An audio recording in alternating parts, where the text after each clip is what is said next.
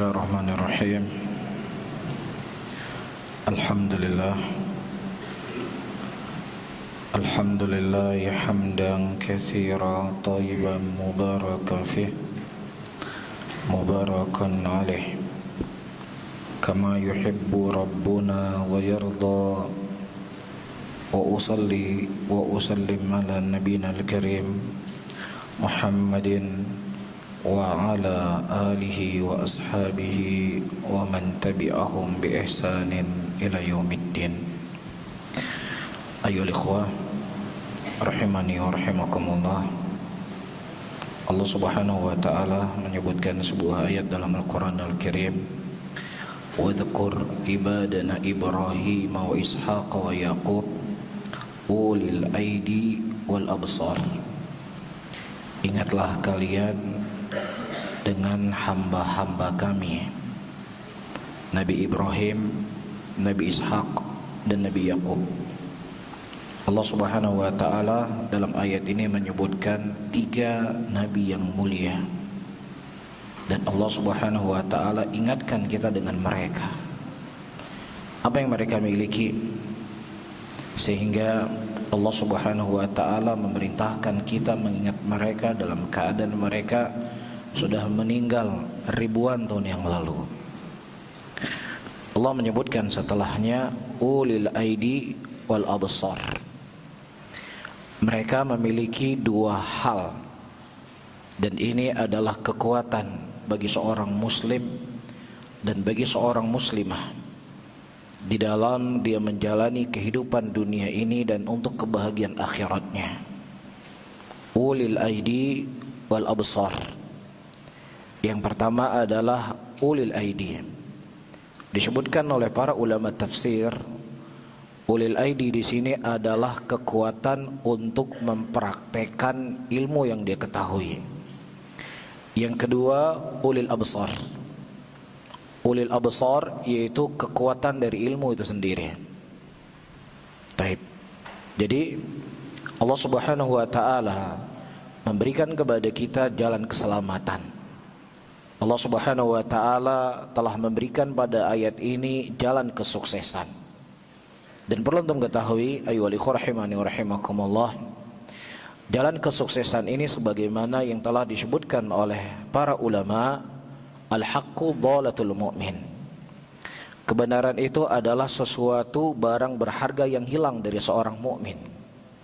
Nah, ketika dia mengetahui dan mendapatkan sesuatu yang dia cari, dia pasti dia akan memegang kuat barang tersebut.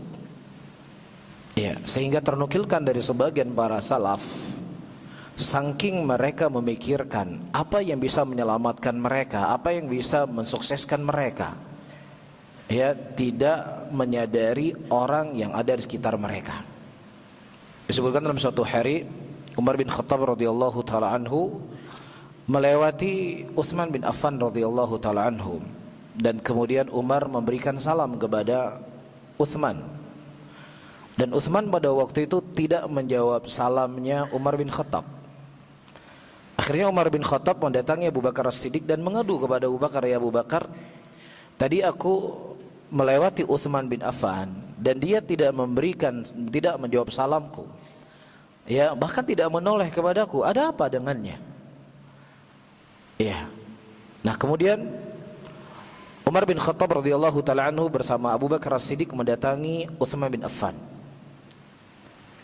Kemudian kata Abu Bakar As-Siddiq, "Wahai Utsman, ja'ani akhuka Umar bin Khattab, telah mendatangiku saudaramu Umar bin Khattab, yang dia mengkhabariku sesungguhnya dia memberikan salam kepadamu dan engkau tidak menjawab salamnya. Kenapa?" Kemudian kata Utsman bin Affan, "Aku tidak menyadari kalau seandainya Umar bin Khattab memberikan salam kepadaku. Ya, aku tidak sadar."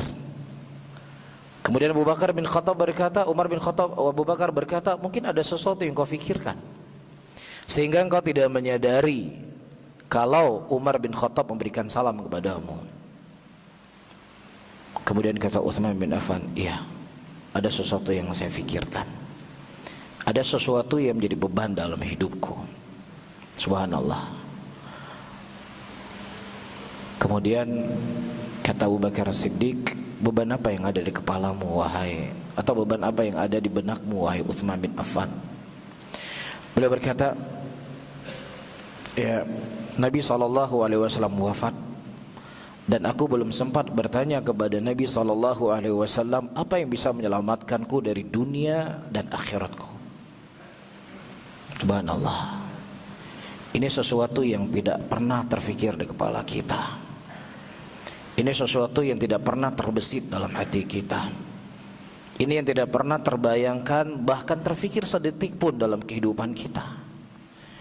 Kalau seandainya ada alat untuk membongkar hati kita dan kemudian dilihat apa isi hati kita, isi hati kita, apa yang bisa saya lakukan agar bisnis saya bisa maju, apa yang bisa saya lakukan supaya usaha saya bisa berkembang, apa yang bisa saya lakukan supaya saya bisa mendapatkan uang, apa yang bisa saya lakukan kalau apa saya lakukan agar saya bisa naik jabatan, apa yang akan saya makan nanti, apa akan saya minum besok, apa akan saya lakukan ini. Itu mungkin yang ada di kepala kita semuanya. Dalam keadaan tidak ada jaminan satupun di antara kita, ya rahimani wa rahimakumullah, selamat dari kehidupan dunia ini dan selamat dari kehidupan akhirat. Tetapi seorang Utsman bin Affan radhiyallahu taala anhu, yang Rasulullah sallallahu alaihi wasallam mengatakan, Utsman rafiqi fil jannah. Utsman itu sahabat saya dalam surga. Dan juga Rasulullah sallallahu alaihi wasallam mengatakan, la yadurru Utsman. Utsman itu tidak akan ada sesuatu yang bisa memberikan mudarat kepadanya. Dan juga Utsman yang mana malaikat Jibril itu malu kepadanya. Tetapi itu beban berat buat beliau. Saking beratnya, sekaliber Umar bin Khattab lewat, beliau tidak menyadarinya. Ya, dan pikiran-pikiran kosong seperti ini, ya terkadang juga menghampiri kita. Ya, kita sibuk dengan HP kita, sibuk dengan media sosial kita. Ya, sering kan kondisi kita sama seperti Utsman. Ya, tidak sadar kalau seandainya ada orang yang berbicara dengan kita. Cuman Utsman memikirkan kehidupan akhiratnya kalau kita sibuk dengan media sosialnya kita, sehingga kita tidak menyadari ada orang yang berbicara di sekitar kita. Kemudian Abu Bakar Siddiq radhiyallahu taala anhu, dan ini menunjukkan kepada kita bahwasanya Abu Bakar Siddiq walaupun beliau tidak memiliki hafalan yang banyak dari hadis-hadis Rasulullah, akan tetapi apa? Ya, beliau mengetahui sesuatu yang terkadang tidak diketahui oleh para sahabat yang lainnya. Dan ini bukan hanya satu momen, dalam banyak momen kita mendapatkan sahabat Rasulullah Abu Bakar Siddiq lebih dalam pemahamannya dalam sebuah nas, walaupun riwayat yang teriwayatkan dari beliau tidak sebanyak Abu Hurairah radhiyallahu taala anhu. Di antara yang cukup populer ketika Rasulullah sallallahu alaihi wasallam menyampaikan khutbah, dan kemudian Rasulullah berkata, ada seorang hamba yang dimana ditawarkan kepadanya dua pilihan. Satu dipilih, satu diberikan pilihan untuk kembali kepada Allah, dan satu pilihan diberikan kepadanya dunia apapun yang dia inginkan. Dan ternyata hamba ini lebih memilih untuk kembali kepada Allah Subhanahu wa taala. Pecahlah tangisan pada waktu itu. Ya, berlinang air mata Abu Bakar Siddiq radhiyallahu taala anhu. Dan kemudian orang-orang mendatangi Abu Bakar, ya Abu Bakar, ya Syekh, kenapa engkau menangis? Kenapa engkau menangis? Tidak ada sesuatu yang menyedihkan dari khutbahnya Nabi. Kemudian kata Abu Bakar Siddiq radhiyallahu taala anhu, Nabi sallallahu alaihi wasallam beliau sedang menceritakan diri beliau sendiri. Karena tidak ada seorang nabi pun kecuali sebelum dia meninggal diberikan kepadanya dua pilihan. Pilihan untuk kembali kepada Allah atau pilihan untuk diberikan apapun yang dia inginkan dari dunia ini. Kita ketahui di dunia ini ada orang yang dicintai oleh Rasulullah. Beliau punya istri-istri yang beliau cintai. Beliau punya putri Fatimah radhiyallahu taala anha yang beliau sayangi. Beliau punya sahabat-sahabat yang beliau rindukan, dan beliau punya Masjid Nabawi yang sangat beliau cintai. Tetapi subhanallah, kecintaan Nabi sallallahu alaihi wasallam kepada dunia ini, selezat apapun dunia itu, ternyata Allah lebih dirindukan oleh Nabi Muhammad sallallahu alaihi wasallam. Padahal kita hidup di dunia cukup capek. Pagi keluar kerja, malam pulang, paling cuma cukup makan, ya. sehari untuk keluarga kita, belum lagi masalah sakit, belum lagi masalah dengan tetangga, belum lagi masalah dengan hutang, belum lagi beraneka ragam masalah. Sempit hidup kita di dunia ini, tapi ya kita tidak mau berpisah dengan dunia. Sulit kita melepaskan dunia ini, sulit kita untuk berpisah dengan dunia ini. Sementara Rasulullah sallallahu alaihi wasallam diberikan kepada beliau dunia apapun yang beliau inginkan, ternyata Allah lebih beliau rindukan. Nah, di sini ayu alikhwa rahimani rahimakumullah memberikan pelajaran kepada kita, kesuksesan seseorang sebenarnya bukan dia telah mengkhatamkan Al-Quran 30 juz, ya, bukan dia telah menghafal Sahih Bukhari, Sahih Muslim, bukan dia telah melakukan rihlah kepada sekian banyak guru. Tapi hakikat dari kesuksesan ketika dia bisa menghambakan dirinya kepada Allah Subhanahu wa ta'ala, ketika dia menjadi hamba yang baik, ketika tidak ada sesuatu yang paling manis dalam hidupnya melebihi ketika dia dekat dengan Allah Rabbul Alamin. Dan manusia yang paling nikmat hidupnya di dunia ini, ketika ditanya oleh Abu Bakar Siddiq radhiyallahu taala anhu, "Ya Rasulullah, apa yang bisa memberikan kebahagiaan kepada kami dan kami bisa sukses di kehidupan dunia ini?" Kata Rasulullah sallallahu alaihi wasallam, "Kalimatun aradtu li ammi." Ada sebuah kalimat yang aku sampaikan kepada pamanku dan kemudian pamanku menolak kalimat tersebut dan dia tidak mau mengucapkannya. Itulah kalimat kebahagiaan kehidupan seorang hamba. Apa kalimat itu?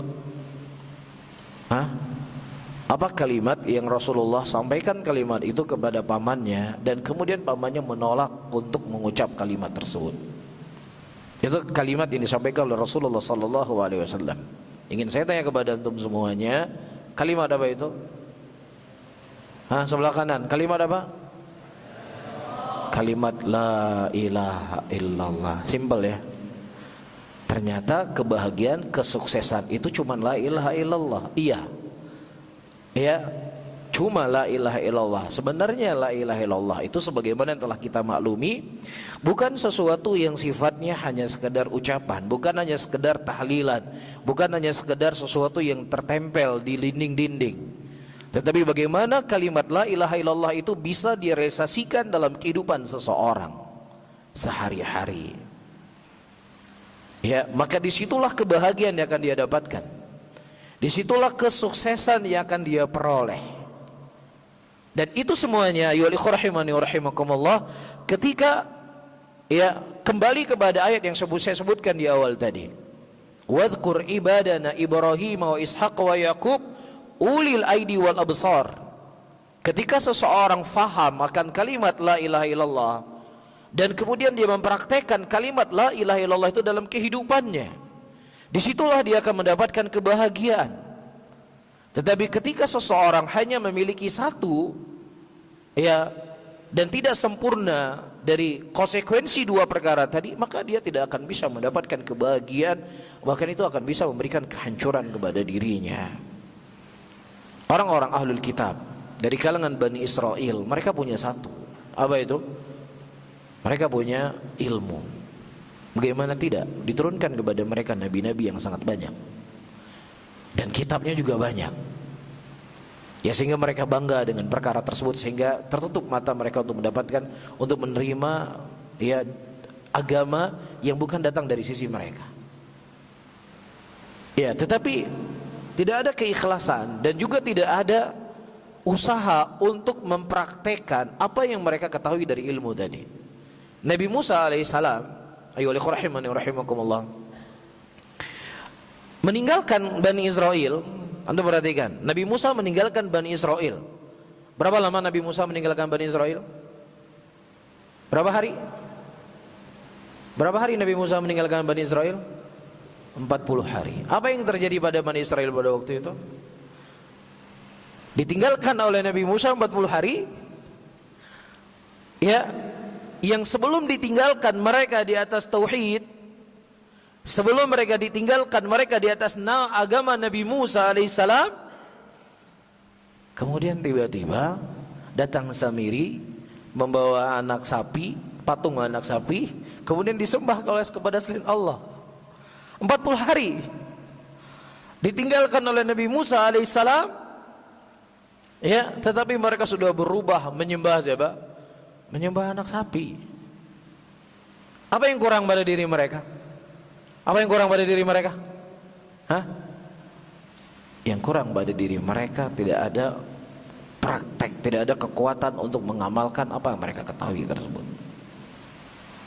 Itu sebabnya Nabi Muhammad SAW di sini dalam konteks, ya, tidak berbicara tentang Nabi Musa alaihissalam. Nabi Musa telah berjuang untuk menanamkan ketauhidan, menanamkan keistiqomahan, menanamkan keimanan.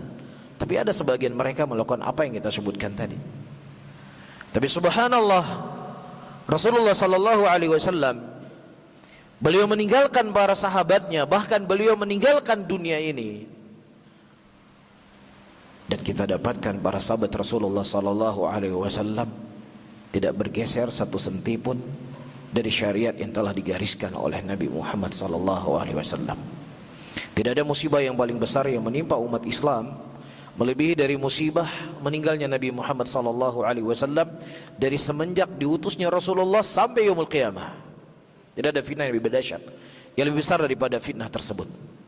Di tengah kegentingan kota Madinah, ya, datang orang-orang menghampiri Abu Bakar As-Siddiq radhiyallahu taala anhu, dan mereka berkata, wahai Abu Bakar, kondisi kota Madinah dalam kondisi tidak baik.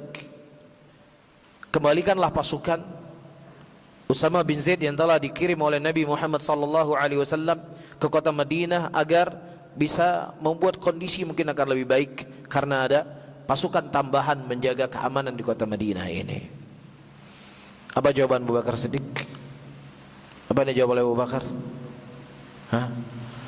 Abu Bakar Siddiq mengatakan, aku tidak akan pernah membatalkan sesuatu yang telah diutus oleh Nabi Muhammad SAW.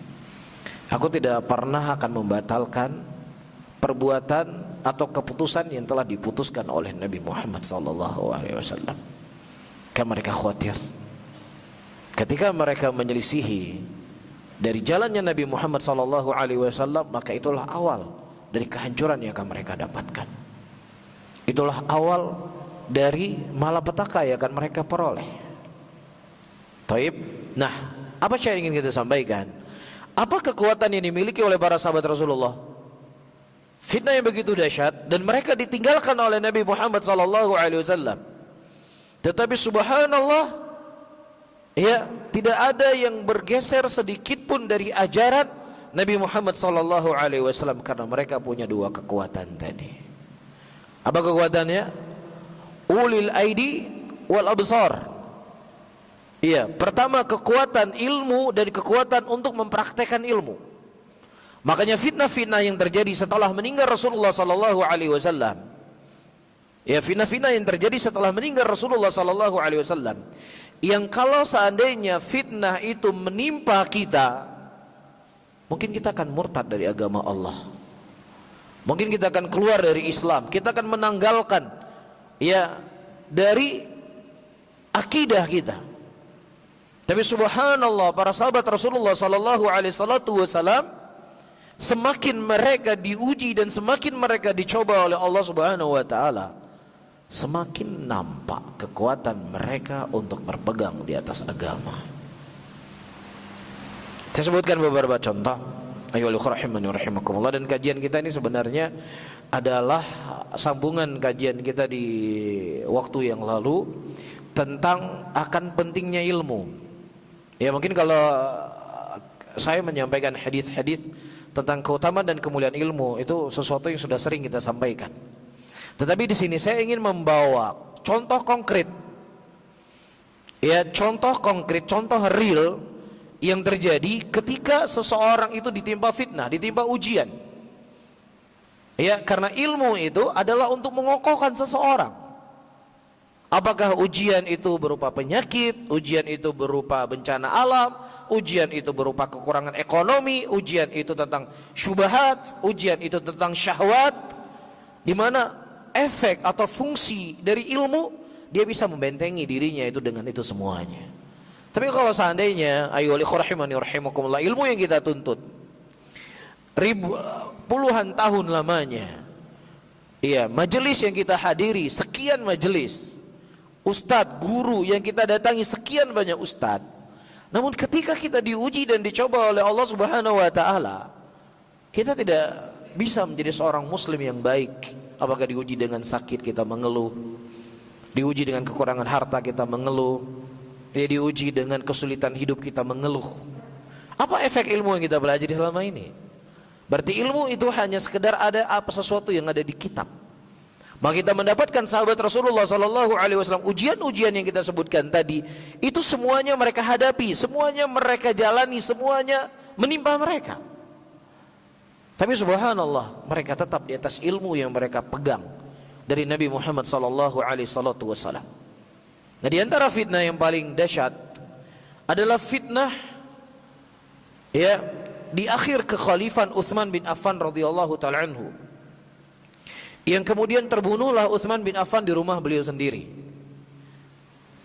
Ya, dalam keadaan umur beliau sudah 90 tahun, dan isu-isu yang disebarkan oleh orang-orang jahil, oleh ahlul fitan, itu sungguhlah sangat banyak.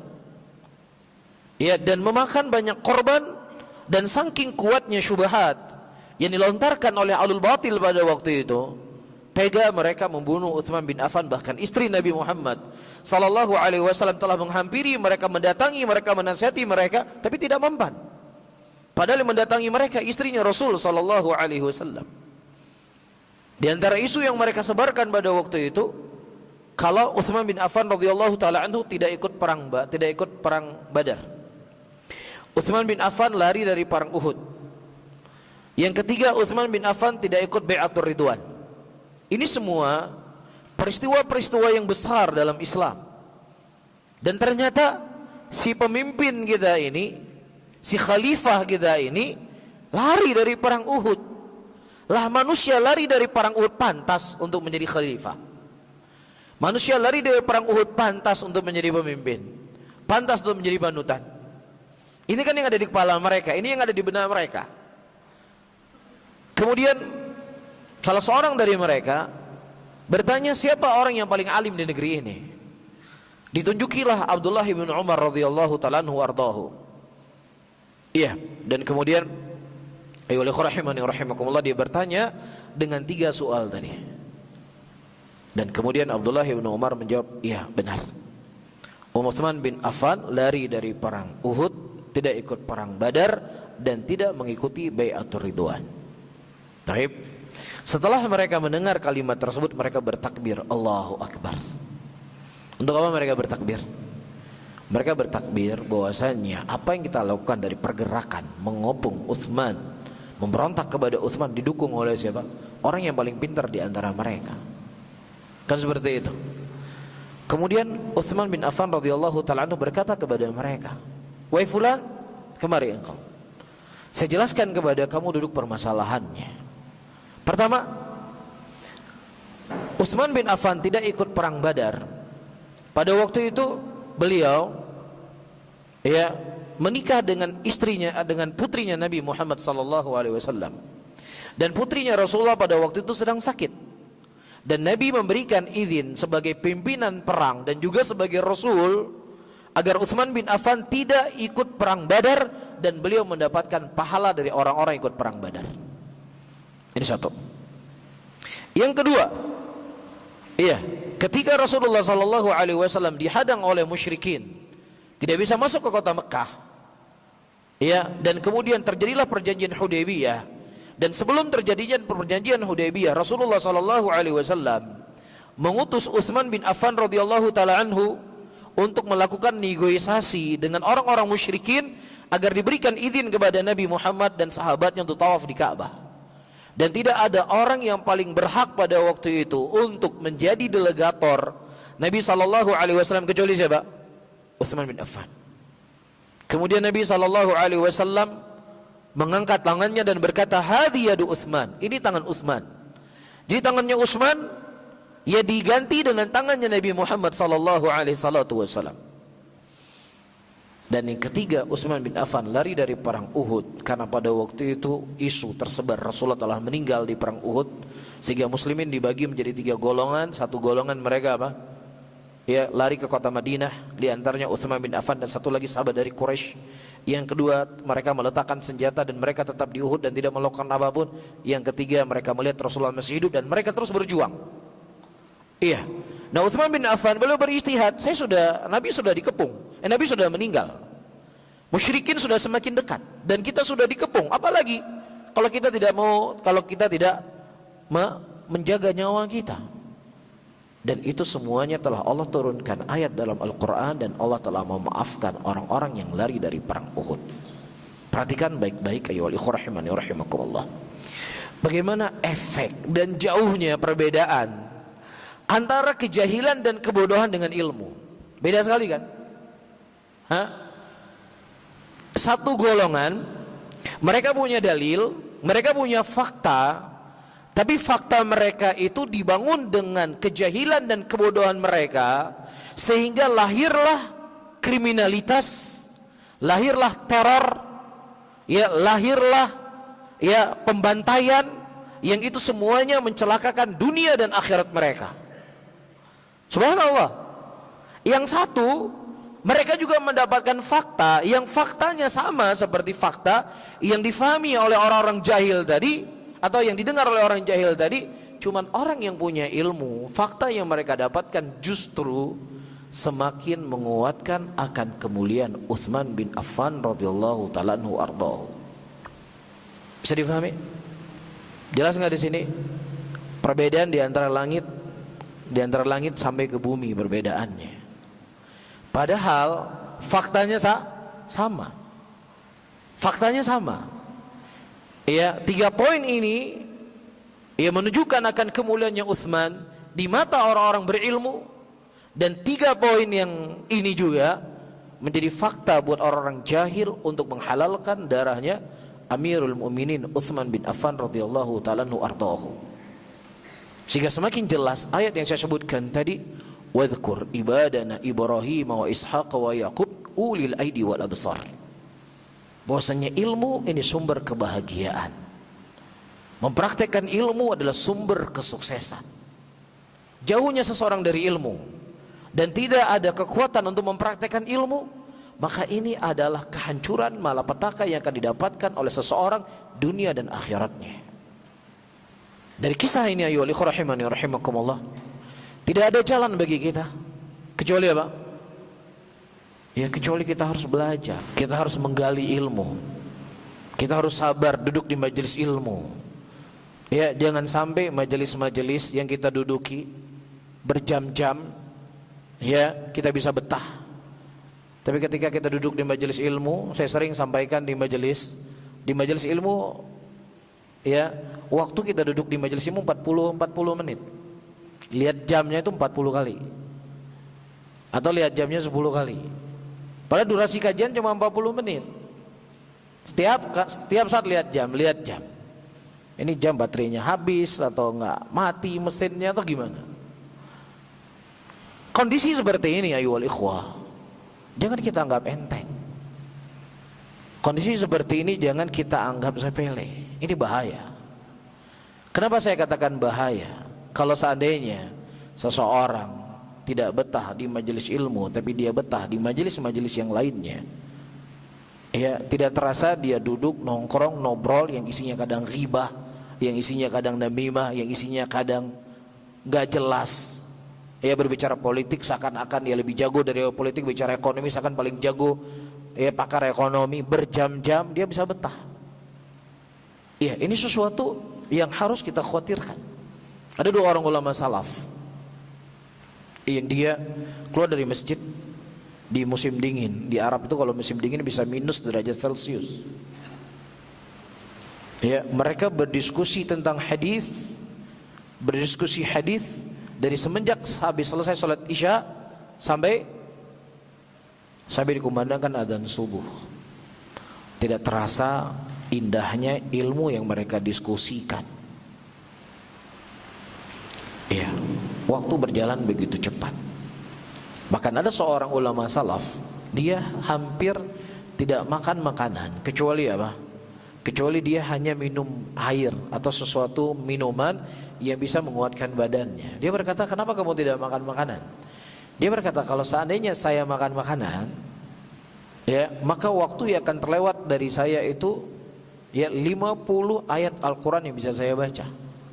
Kalau saya makan ini, terluput bagi saya 50 ayat Al-Quran yang harus saya baca. Makanya dia minum, dia hanya minum minuman yang itu bisa menguatkan badannya saja. Bahkan ternukilkan dari Abu Yusuf rahimahullah. Siapa Abu Yusuf? Hah? Siapa Abu Yusuf? Kalau kita berbicara tentang ulama fikih, nah, ada namanya Abu Yusuf. Baik, saya kasih kunci. Ada Abu Yusuf, ada Muhammad bin Hasan. Siapa Abu Yusuf di sini? Ada yang tahu? Hah? Baik, saya persempit lagi. Ketika kita berbicara tentang madhab, ya, tentang madhab, kalau dalam madhab Maliki, baik, ada Al-Imam Ibnu Abdul Barr rahimahullah.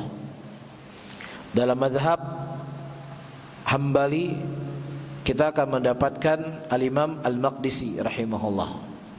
Nah, kalau kita berbicara Muhammad bin Ishaq, Muhammad bin Hasan atau Abu Yusuf, kita berbicara madhabnya siapa? Hah? Tinggal dua, nebaknya enak nih. Tinggal dua. Madhab kan ada 4. Madhab Syafi'i, madhab Maliki, madhab Hambali, madhab Hanafi. Hah? Saya sudah sebutkan, kalau kita berbicara tentang madhab Maliki, kita akan berbicara tentang Abdullah Ibnu Abdul Barr. Ketika kita berbicara tentang madhab Hambali, kita akan berbicara Al-Maqdisi. Nah, kalau kita berbicara Muhammad bin Ishaq, Abu Yusuf, kita berbicara madhab apa? Halo? Hah? Madhab apa? Sebelah kanan, madhab apa? Syafi'i, Abu Hanifah. Syafi'i atau Abu Hanifah? Madhabnya Abu Hanifah. Ketika kita berbicara Muhammad bin Ishaq, Muhammad bin Hasan, Abu Yusuf, maka ini dua orang murid Abu Hanifah yang meriwayatkan Abu Hanifah dari hadis-hadis beliau dan berdiri dalam madhabnya Abu Hanifah, Hanafi. Syahidnya ayyuhal ikhwah rahimani wa rahimakumullah, ketika anaknya meninggal, anaknya Abu Yusuf meninggal, dia tidak mengurusi jenazahnya. Gak sempat dia mengurusi jenazahnya. Anak saya kalau seandainya saya ngurusi jenazahnya, dia gak mungkin hidup kembali. Nah, sementara saya akan meninggalkan majelisnya Abu Hanifah dan akan rugi buat saya.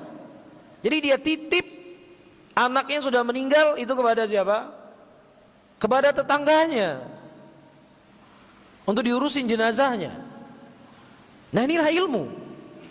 Inilah penuntut ilmu. Inilah ilmu yang akan didapatkan oleh seseorang ketika dia berkorban. Iya. Tapi kalau kita tidak mau berkorban untuk ilmu, kita nggak mungkin dapat ilmu. Duduk 45 menit nggak sabaran, apa yang mau ilmu kita dapat? Ya? Atau duduk 40 menit di majelis ilmu melamun. Iya. Duduk 40 menit di majelis ilmu, ya, menghayal hal yang nggak penting. Gimana ilmu mau kita dapat? Ya, makanya ketika diuji, dicoba nantinya dengan ujian-ujian yang datang dari Allah, kita nggak siap. Karena ilmu itu masih tekstual, ilmu itu masih di buku. Ilmu itu masih sekedar ya catatan. Tapi subhanallah, fitnah yang menimpa ya sahabat Rasulullah sallallahu alaihi wasallam yang kemudian mereka membunuh Utsman bin Affan, itu yang ingin saya sampaikan ayyuhal ikhwah, tidak ada satupun sahabat Rasulullah yang terlibat di dalam pembunuhan Utsman bin Affan, nggak ada satupun. Ada syubhatnya begitu kuat. Ya, padahal fitnahnya begitu dahsyat. Inilah fungsi dari ilmu yang dipelajari oleh seseorang. Ia akan bisa menyelamatkan dirinya, akan bisa menjaga dirinya dari segala hal. Ya, sebagaimana yang disebutkan oleh Imam Ibnu Qayyim rahimahullahu taala, harta yang kau miliki engkau harus menjaganya. Adapun ilmu yang kau miliki dia akan menjagamu. Tapi kalau seandainya ilmu yang kita punya tidak bisa menjaga kita, maka itu petanda ilmu yang kita pelajari tidak bermanfaat. Bisa difahami? Dan juga hal yang terpenting yang perlu untuk kita ketahui ayyuhal ikhwah rahimani wa rahimakumullah, agar ilmu itu bisa selalu menjadi nikmat buat kita. Ilmu itu bukan hanya musiman. Ilmu itu bukan hanya di awal kita belajar semangat menuntut ilmu. Imam Ahmad rahimahullah sampai-sampai beliau ditegur oleh orang-orang yang seumuran dengan Imam Ahmad, yang mana Imam Ahmad masih berkumpul dengan anak kecil. Ya, beliau berdesak-desakan dengan anak-anak di bawah umur beliau untuk mendengar hadis. Sampai-sampai ditanya, wahai Ahmad, sampai kapan engkau bersama anak-anak seperti ini? Engkau tidak malu? Kata Imam Ahmad, sampai saya ke dalam kubur baru saya akan berhenti. Nah, Imam Ahmad beliau sudah menghafal 1 juta hadis, tetapi bersama dengan itu tidak ada haus beliau dengan ilmu. Tidak ada hausnya dengan itu, tidak ada rasa kenyang dengan ilmu. Beliau kan selalu haus dengan ilmu yang beliau tuntut. Nah, padahal yang beliau baca adalah hadis, yang kita baca juga hadis. Cuman kenapa tidak ada hal yang membuat ilmu itu indah dalam hidup kita? Itu hal yang perlu kita cari tahu. Ya, Syekh Mukbil seperti yang Anda pernah sampaikan kepada antum, beliau berkata ilmu itu lebih manis daripada madu, lebih lezat daripada susu. Bahkan kalau seandainya beliau membaca hadis, itu beban di kepala beliau hilang semuanya. Ya, baca hadis beban kepalanya hilang. Kalau kita nuntut ilmu jadi beban hidup. Ya, hadir di majelis ilmu jadi beban hidup. Ini membedakan antara kita dengan mereka. Nah, apa kunci? Di antara kunci-kunci yang perlu kita ketahui ya ayyuhal ikhwah rahimani wa rahimakumullah, agar seseorang itu bisa istiqomah dalam ilmu, di antaranya adalah at-tadarruju fi talabil ilmi wal hirs ala minhajiyah. Ya, li'anna al-ilma la yu'khadhu jumlatan wahidatan. Kata Syekh, seseorang itu harus tadarruj dalam menuntut ilmu. Dia itu harus punya pola dalam belajar. Tapi orang kalau dia tidak punya pola dalam belajar, cuman sekedar mendengar, hadir, itu akan bosan dia dengan ilmu. Apalagi sukanya ilmu-ilmu yang sifatnya nggak menantang, ilmu-ilmu yang sifatnya nggak perlu banyak tenaga, pikiran, waktu, nggak perlu menulis, hadir kajian. Ya, judul kajiannya adalah ya membahas tentang bagaimana menjadi seorang muslim yang baik. Ya, bagaimana menjadi tetangga yang baik, bagaimana menjadi suami yang baik, bagaimana menjadi istri yang baik, bagaimana menjadi ya seorang muslim yang taat. Baik ya, pembahasan ini baik. Tapi ini kan pembahasan ayyuhal ikhwah rahimani wa rahimakumullah, tanpa kita mengetahui qawaid di dalam agama. Apa qawaid usul fiqih, qawaidul hadithiyah, qawaidul tafsir, ya begitu juga qawaidul fiqih, maka akan ada masa kejenuhan nanti suatu saat. Ya, akan ada kejenuhan dalam kita belajar, ada kejenuhan dalam kita menghadir ke majelis ilmu, sehingga hilang. Orang-orang yang dulunya 20 tahun yang lalu, 10 tahun yang lalu berada di shaf yang paling terdepan di dalam dia belajar, kemudian hari ini hilang, datang orang lain lagi yang belajar. Nah, di zaman para salaf terdahulu, sebagaimana kondisi yang saya sebutkan tadi, Imam Ahmad sudah menghafal 1 juta hadis, tetapi tidak ada yang membuat beliau jenuh di majelis ilmu. Tidak ada yang membuat beliau bosan dalam majelis ilmu. Kenapa? Karena mereka punya manhaj yang benar di dalam belajar. Apa di antara manhaj yang benar dalam belajar? Tadarruj. Faham tentang tadarruj? Ya, punya metode dalam belajar.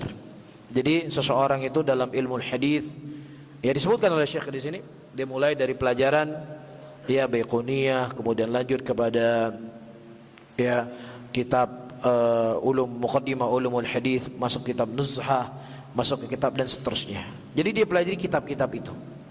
Ilmu fikih begitu juga, ilmu tafsir begitu juga, ilmu nahwu juga begitu. Maka insya Allah ilmu itu akan selalu merasa manis. Karena kita akan ada bab-bab yang baru yang selalu akan kita buka dan selalu kita pelajari setiap harinya. Jelas ya? Jadi kita hari ini membahas tentang tanda-tanda fiil. Ya, besok akan masuk tanda-tanda huruf. Penasaran lagi? Wah, saya harus hadir lagi besok. Sudah selesai tanda-tanda huruf, kita akan membahas tanda-tanda isim. Wah, apa ya tanda-tanda isim? Kita akan semangat lagi untuk hadir. Iya, kemudian seterusnya dan seterusnya. Tapi kalau antum hanya berpangku dengan ilmu yang sifatnya untuk santai, yang sifatnya cuma dengar, udah selesai, akan ada kejenuhan dalam antum hadir di majelis ilmu. Ya, atau nanti semangat datang ustadz dari luar, datang semangat, ya pulang hilang lagi. Akan terus demikian. Ya, sementara umur sudah semakin bertambah. Iya, kubur sudah semakin dekat. Pertanyaan malaikat sudah akan segera menghampiri kita. Dan tutup kajian di malam hari ini dengan satu nasihat yang cukup indah disampaikan oleh Al-Imam Hasan Al-Basri rahimahullahu ta'ala. Beliau berkata, ada 2 malam yang sangat menakutkan dan 2 hari yang sangat menakutkan dalam perjalanan kehidupan seorang hamba, yang itu belum pernah dia lewati dalam kehidupannya. Jadi sesusah apapun hidup kita yang hari ini kita merasa beban dengannya, itu gak ada apa-apanya dengan 2 hari dan 2 malam yang akan kita lewati dalam kehidupan kita. Kata Imam Hasan Al-Basri, yang pertama adalah malam yang esoknya adalah hari kiamat. Inilah malam yang mengerikan. Yang kedua, malam seseorang dalam kuburnya, di mana Rasulullah SAW mengatakan, ketika meninggal Sa'ad bin Mu'adz, arsy-Nya Allah itu bergetar. Arsy-Nya Allah itu sebagai langit dan sebagai atapnya langit ke-7. Ya, bumi yang begitu besar, yang kita baru keliling sepersekian bumi, kita tinggal di sekian bumi, itu diibaratkan dengan langit pertama seperti kerikil di tengah padang pasir. Ya, dan kemudian langit kedua, langit ketiga, langit selanjutnya, dan langit ke-7 atapnya adalah arsy Allah. Ketika meninggal Sa'ad bin Mu'adz, arsy Allah bergetar. Arsy Allah begitu besar, bergetar ketika meninggal Sa'ad bin Mu'adz. Kemudian Rasulullah mengatakan, kalau seandainya ada orang yang bisa selamat dari himpitan kubur, maka Sa'ad bin Mu'adz orangnya, tapi dia enggak selamat. Sa'ad bin Mu'adz yang tidak selamat dari azab, dari himpitan kubur. Bagaimana lagi dengan kita? Ini adalah malam yang sangat mengerikan yang kita semua akan melewatinya. Adapun 2 hari, kata Imam Hasan Al-Basri, adalah hari di mana kita akan menerima catatan amalan kita. Apakah kita menerima dengan tangan kanan kita, ataukah kita akan menerima dengan tangan kiri kita melalui belakang. Ini hari-hari yang mengerikan, hari-hari yang menakutkan, hari-hari yang itu menjadi beban pikiran seseorang yang dia tidak peduli siapapun dengan lingkungan yang ada di depannya. Dan yang kedua, kata Imam Hasan Al-Basri, adalah hari di mana penentuan apakah dia akan masuk ke dalam surga ataukah dia akan masuk ke dalam nerakanya Allah Subhanahu wa ta'ala. Ini semuanya akan kita lewati dalam kehidupan kita. Ini semuanya akan kita lihat dan kita akan bermalam di sana. Ya, makanya oleh karena itu ayuhal ikhwah, tidak ada sesuatu hal yang paling akan memberikan keistiqomahan kepada kita, menyelamatkan kita dari fitnah dunia dan juga kemudian akhirat, kecuali semangatnya kita untuk menuntut ilmu agama. Jadi sabar, bersabar, bersabar dan bersabar. Ya, sampai Allah Subhanahu wa taala menentukan keputusannya kepada kita. Hatta ya'tiyakal yakin, sampai datang kepada kamu keyakinan, yaitu kematian. Disitulah kita akan bisa beristirahat kalau seandainya di dunia kita sudah bersusah payah. Wallahu a'lam bishawab. Insyaallah pada pertemuan yang akan datang kita baca kembali Sahih Muslim ini sebagai penyemangat untuk terkhusus kepada santri-santri yang baru masuk, ya, agar lebih bersemangat dan akan tahu pentingnya ilmu dalam kehidupannya. Subhanallah wa bihamdika asyhadu an la ilaha illa anta astaghfiruka wa atubu ilaik. Wassalamualaikum warahmatullahi wabarakatuh.